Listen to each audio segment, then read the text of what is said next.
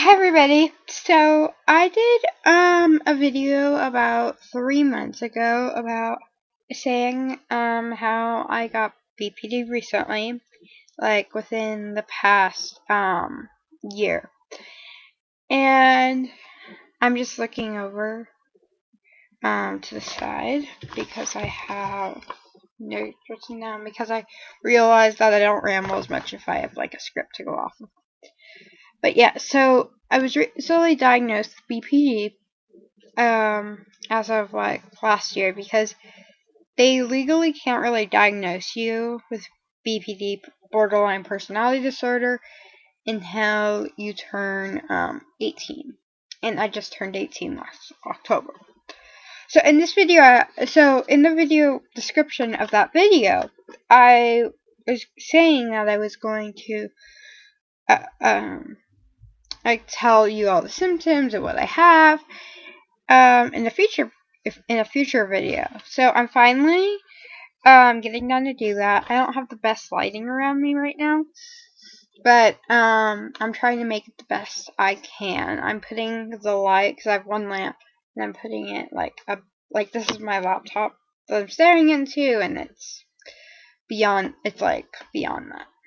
Like this is my laptop, and this is my laptop screen, and this is where I placed the lamp. So it's kind of shiny like that. So yeah. So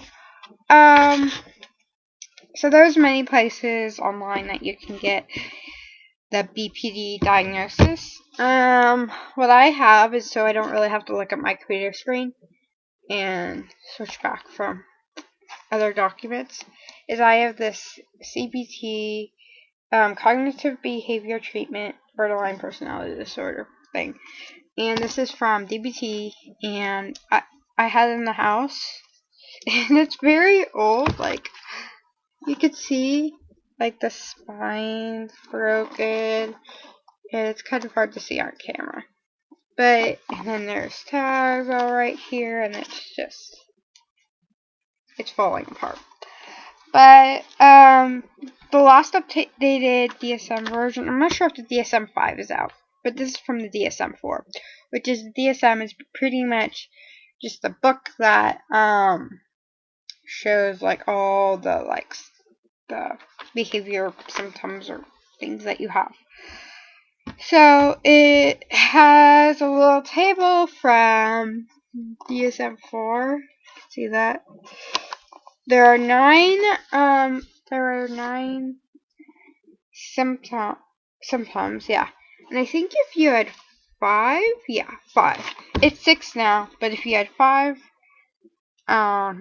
then you have borderline personality disorder. So yeah. The first one, it is, frantic efforts to avoid real or imagined abandonment. This does not include suicidal or self-mutilating behavior covered in criteria 5. So basically what it means is they don't like abandonment. We don't like abandonment. So it pretty much means that they use frantic efforts to avoid the abandonment that they're about to have. And I have this, because like I don't have imagined abandonment.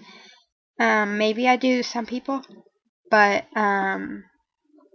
like I don't like change. I don't like when a therapist doesn't become my therapist anymore. And like my most worried like thing that can happen is my mom dying. I remember as a child I once had a dream that I was like standing at a graveyard looking at a tombstone. And I wasn't like a dark like child, like I was a very happy child. But because my mom was always in and out of hospitals for mental reasons that I didn't know why she was, I always was afraid of that. So now to this day, I'm afraid of her dying and being abandoned by her. So yeah, so I kind of have that. So I'm gonna say yes, I do have that because I do try very hard not There ought to be change, there ought to be abandonment. I'm very scared of that. So that's one criteria I have.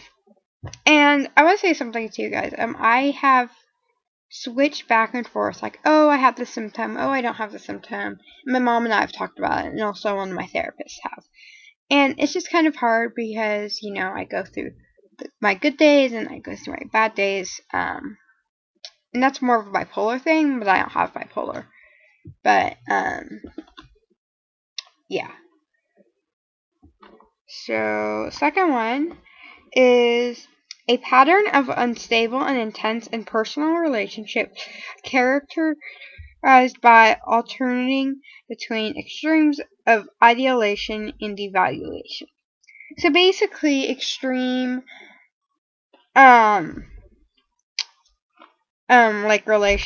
extreme and intense relationships, I think it means. So I definitely have that.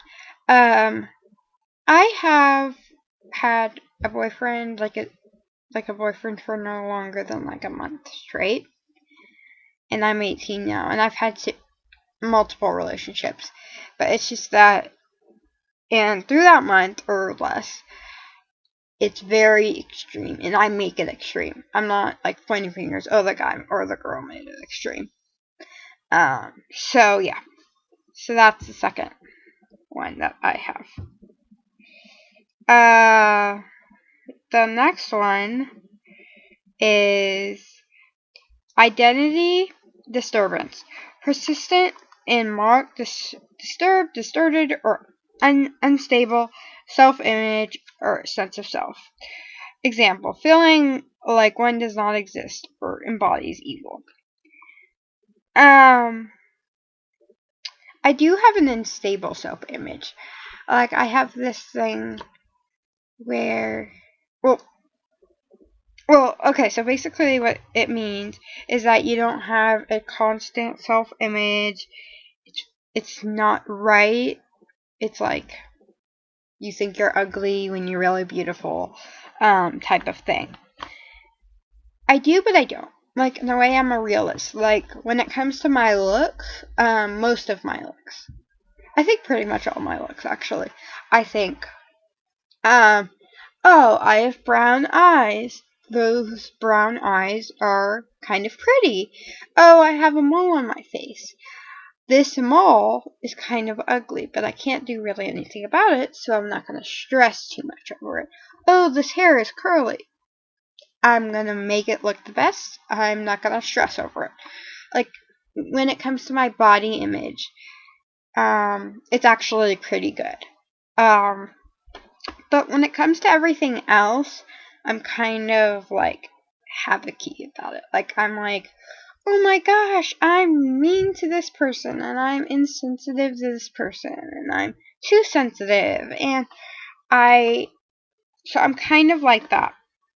So, like, a lot of these things, like, I have kind of like half of them. It's weird. But but for the example, it says feeling like one does not exist or embodies evil. I don't really feel like that. Though sometimes I do. So I'm just gonna say yes to that. So this next one is another one that I have a hard time deciding if I have. Impulsiveness in at least two areas that are potentially self-damaging. Example, spending, sex, substance abuse, shoplifting, reckless driving, binge eating. Do not include suicide or self-mutilating behavior covered in this criteria. So, I am an impulsive person. I've been told that, but I think it used to be worse when I was younger. Like, I used to have a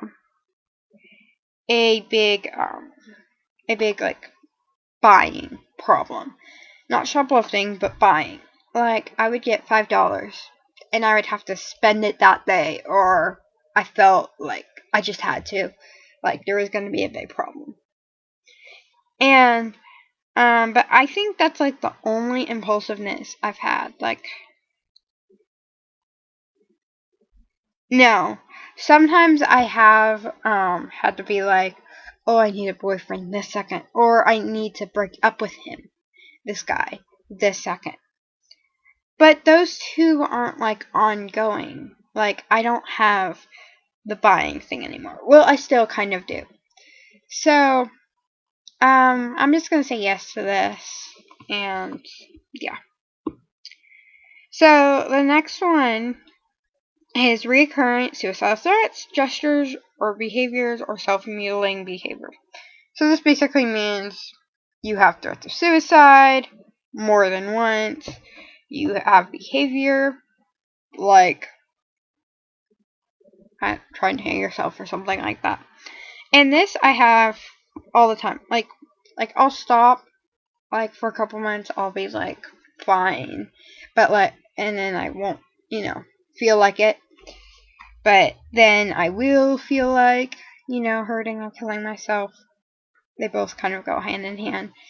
I'm kind of on the scale of feeling like that, and I'm not sure if it has to do with the death of a loved one that I recently had this week. Or not. I'm pretty sure it has to do with that. So yeah. So that was the fifth one.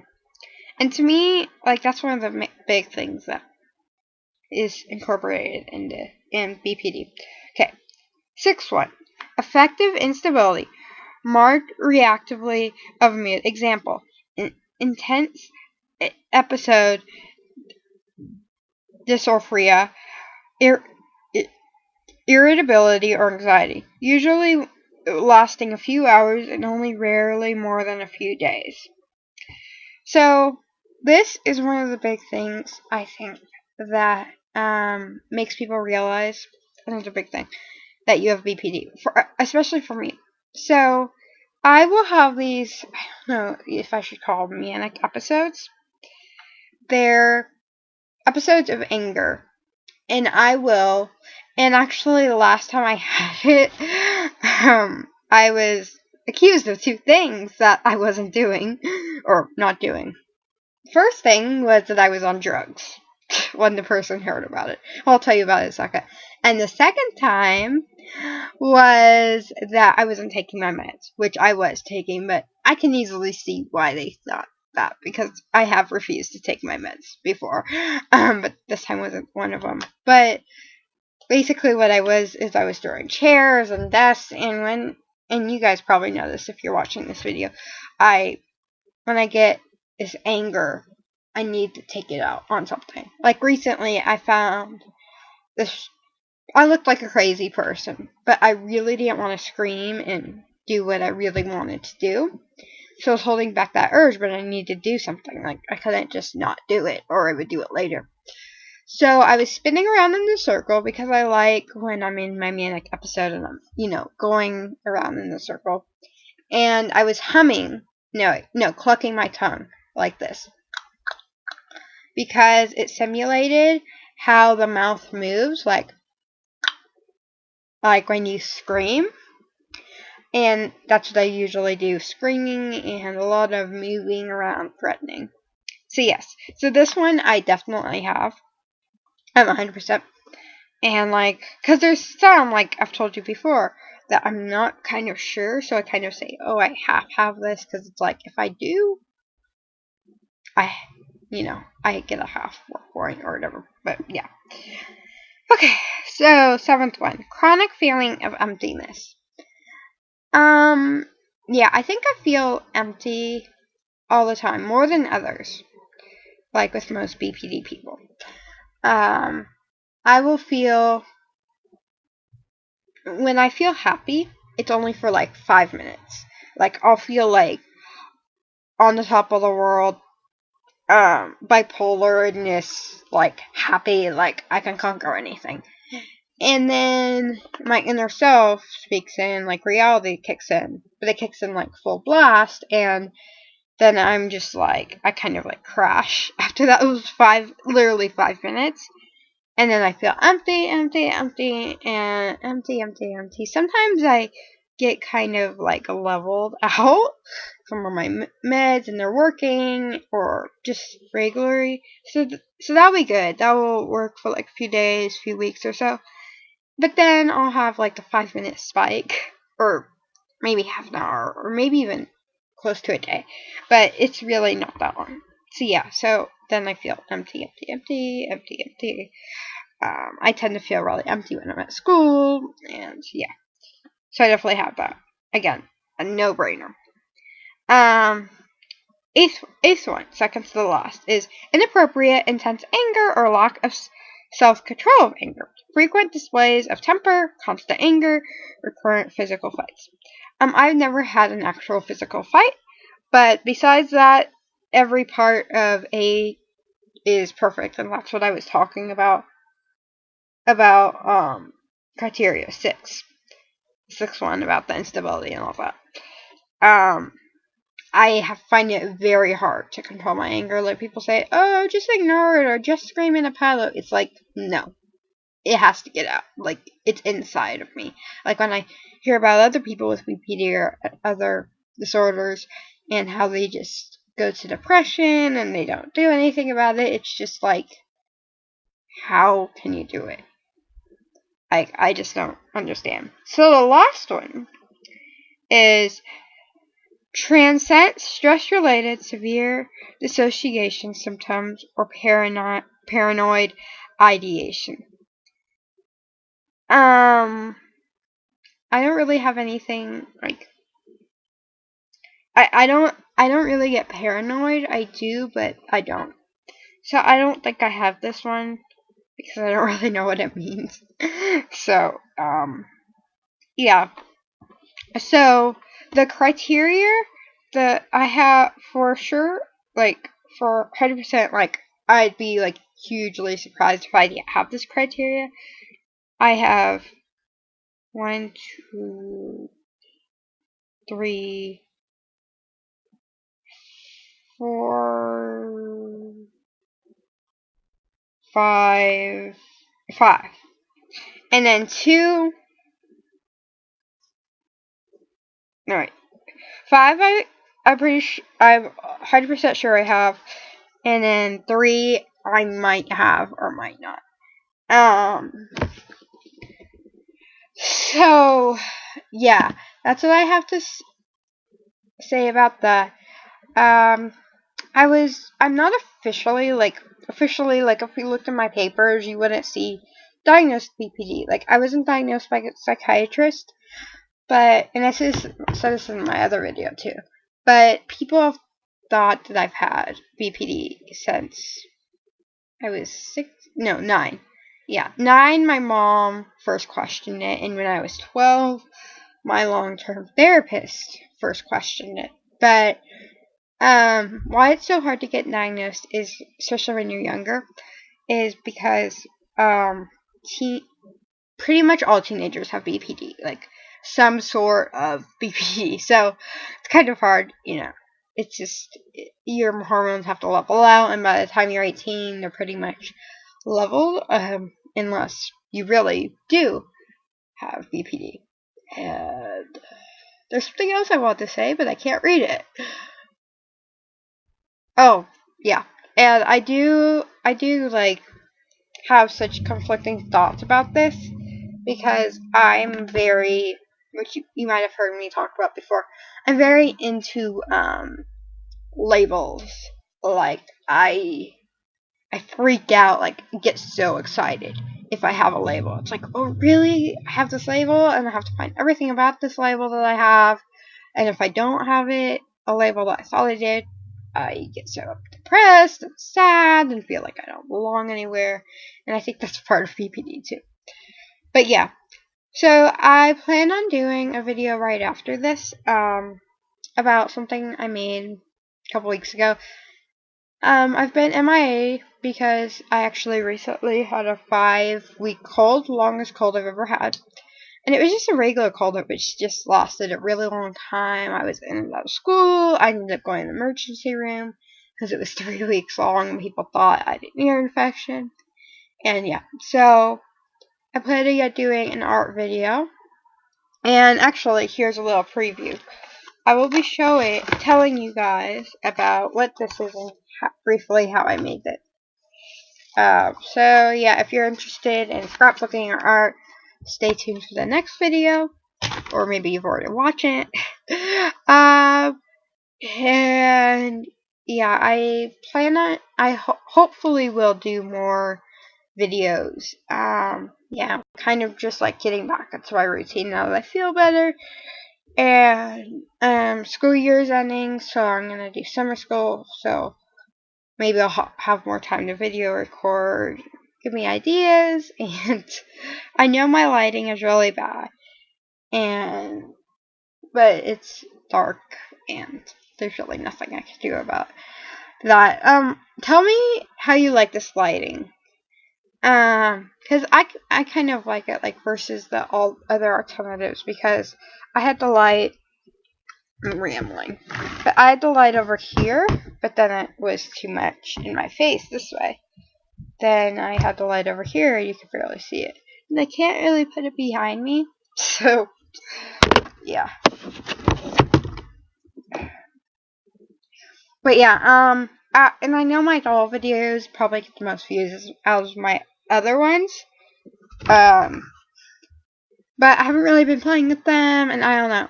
I had something happen with them. So, nothing bad, but yeah. So, I should really stop rambling. Even with my script, I end up rambling.